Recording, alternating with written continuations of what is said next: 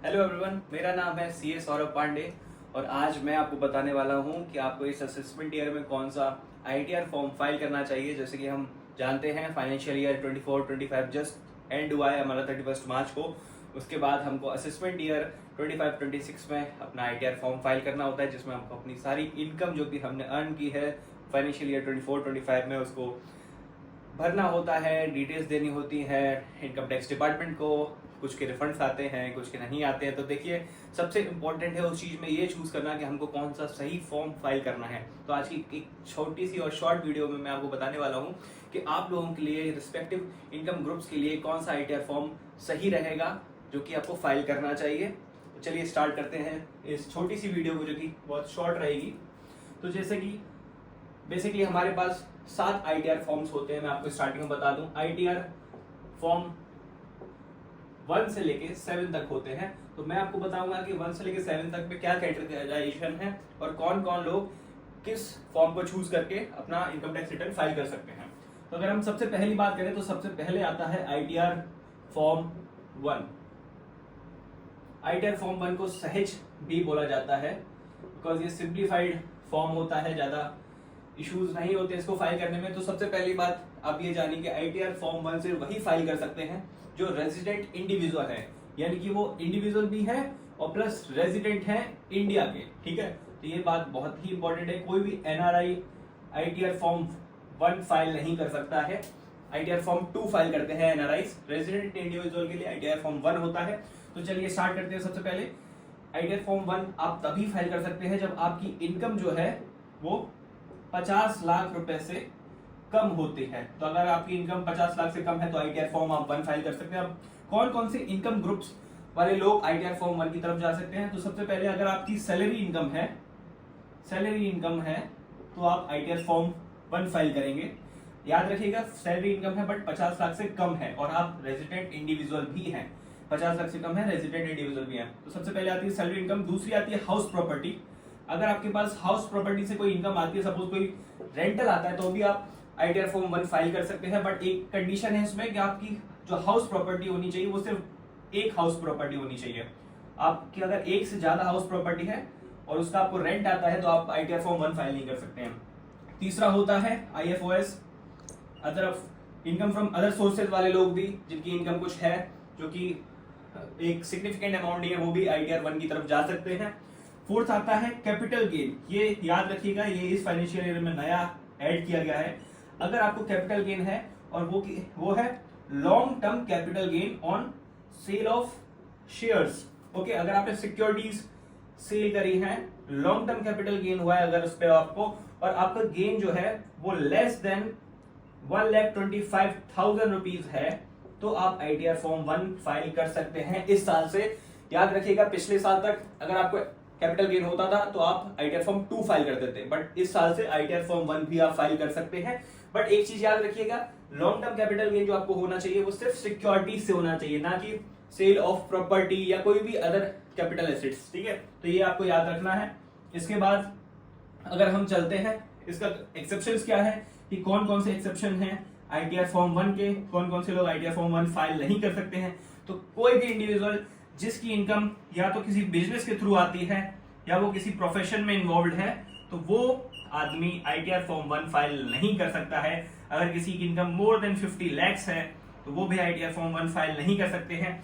एक और चीज है यहाँ पर, एक और पॉइंट मैं बताता हूँ आपको। अगर आपकी एग्रीकल्चर इनकम है, सपोज आपकी एग्रीकल्चर इनकम है और वो इनकम है लेस देन 5,000 रुपीज, ओके, तो भी आप आईटीआर फॉर्म 1 फाइल कर सकते हैं। अगर आपकी एग्रीकल्चर इनकम 5,000 रुपए से ज्यादा है तो आप आईटीआर फॉर्म 2 फाइल करेंगे, ना कि 1। अगर आपकी एग्रीकल्चर इनकम AI लिख रहा हूं मैं जिसको, अगर लेस देन 5,000 रुपीज है तो आप आईटीआर फॉर्म 1 फाइल करेंगे। तो ये एक सिंप्लीफाइड आपका स्ट्रक्चर है आईटीआर फॉर्म 1 कौन कौन फाइल कर सकता है। अब हम मूव करते हैं आईटीआर फॉर्म 2 की तरफ। सॉरी, काफी टाइम बाद मैं बोर्ड यूज कर रहा हूं। आईटीआर फॉर्म 2, तो आईटीआर फॉर्म 2 कौन फाइल कर सकता है? अब यहाँ पे देखिए, आईटीआर फॉर्म 2 कोई भी इंडिविजुअल या फिर एचयूएफ फाइल कर सकता है। अब याद रखिएगा, इंडिविजुअल कोई भी। आईटीआर फॉर्म 1 में था रेजिडेंट इंडिविजुअल, बट यहाँ पर कोई भी इंडिविजुअल फॉर्म 2 को फाइल कर सकता है, बी इट एनआरआई और नॉन रेजिडेंट इंडिविजुअल, ठीक है, जो कि एनआरआई ही होते हैं बेसिकली। अब आप आईटीआर फॉर्म 2 कब फाइल करेंगे?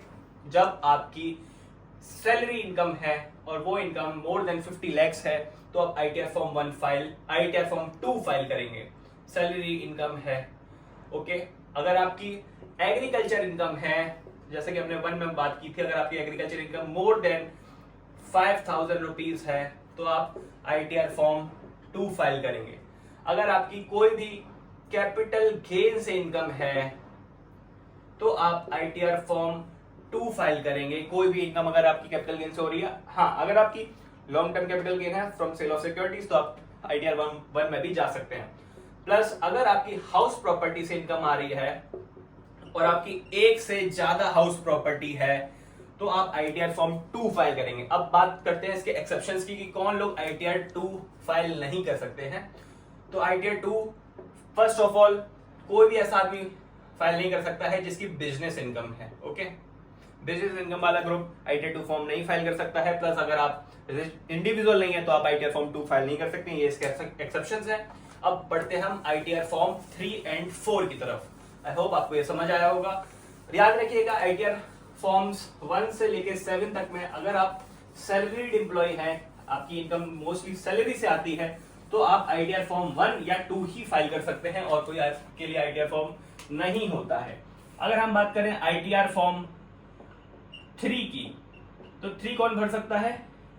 कोई भी फॉर्म 3 को फाइल कर सकता है जिसकी इनकम है, बिजनेस इनकम है, प्लस प्रोफेशनल इनकम भी है, और वो इनकम मोर देन 50 lakhs है, तो आप आईटीआर फॉर्म 3 की तरफ जा सकते हैं।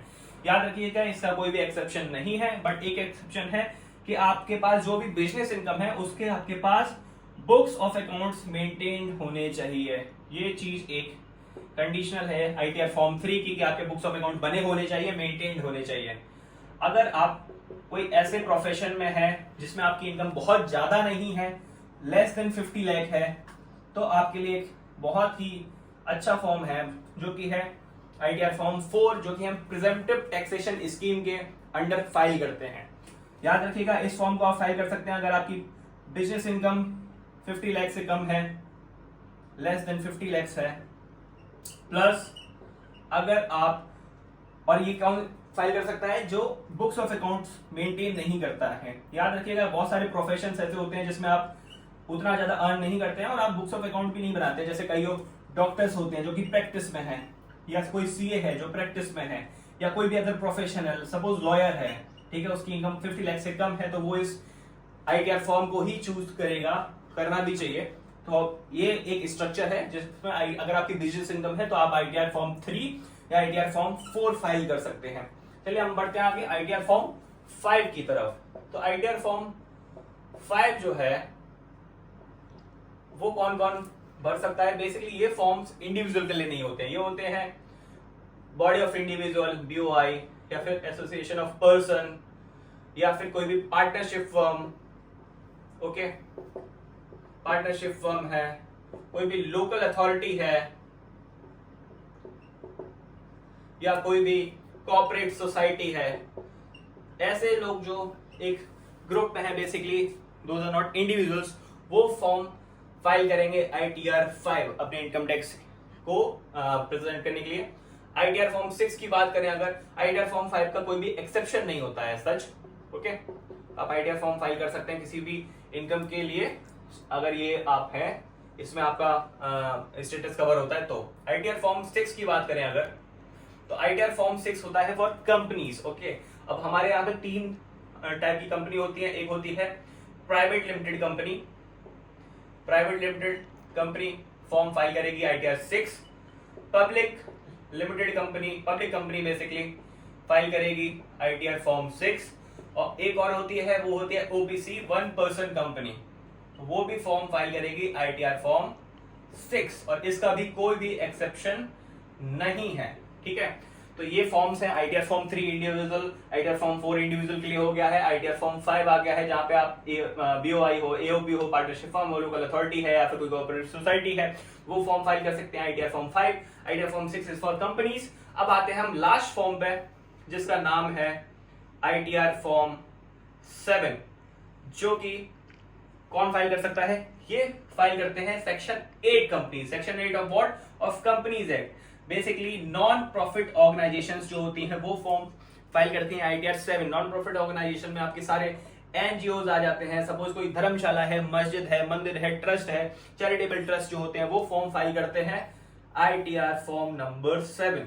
और इसकी अभी कोई एक्सेप्शन नहीं है, सिर्फ अगर आप इस स्टेटस में फॉल करते हैं, अगर आपका कोई चैरिटेबल ट्रस्ट है या फिर कोई एनजीओ है, तो आप क्या फॉर्म फाइल करेंगे? आप फॉर्म फाइल करेंगे आईटीआर 7। तो आई होप आपको ये छोटी सी वीडियो में समझ आएगा कि आपके लिए कौन सा फॉर्म राइट रहेगा इस बार इनकम टैक्स रिटर्न फाइल करने के लिए।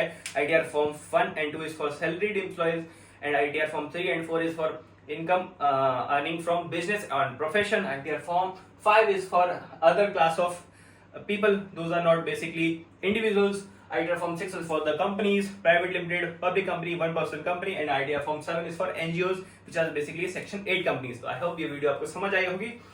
मिलते हैं नेक्स्ट वीडियो में, तब के लिए गुड बाय।